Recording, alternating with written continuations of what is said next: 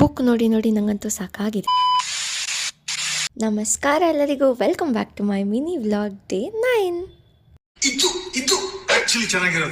As usual special ಏನಿಲ್ಲ. ಇವತ್ತು exam ಆಗಿರೋದ್ರಿಂದ ಬೆಳಗ್ಗೆನೇ ಬೇಗ ಎದ್ದು ಓದ್ಕೊಂಡು ಮನೆಯಿಂದ ಕಾಲೇಜಿಗೆ ಹೊರಟ್ವಿ. ಎಕ್ಸಾಮ್ ಏನೋ ಚೆನ್ನಾಗೇ ಬಂದೆ. ಎಕ್ಸಾಮ್ ಮುಗಿಸ್ಕೊಂಡು ಮನೆಗೆ ಬಂದು ಬೇಗ ಬೇಗ ಫ್ರೆಶ್ ಅಪ್ ಆಗಿ ಇವತ್ತೊಂದು ರೀಲ್ ವಿಡಿಯೋ ಶೂಟ್ ಮಾಡಬೇಕಿತ್ತು.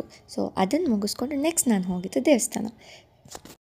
ನಾನು ದೇವಸ್ಥಾನಕ್ಕೆ ಹೋಗಿ ಫಸ್ಟ್ ಟೈಮ್ 2-3 ವಾರ ಆಗಿತ್ತು. ಎಕ್ಸಾಮ್ಸು ಅದು ಇದು ಅಂತ ಹೋಗೋಕ್ಕೆ ಆಗಿರಲಿಲ್ಲ. ನಾನು ಹಿಂದಿನ ವೀಡಿಯೋಸಲ್ಲೂ ಹಾಕಿರ್ತೀನಿ.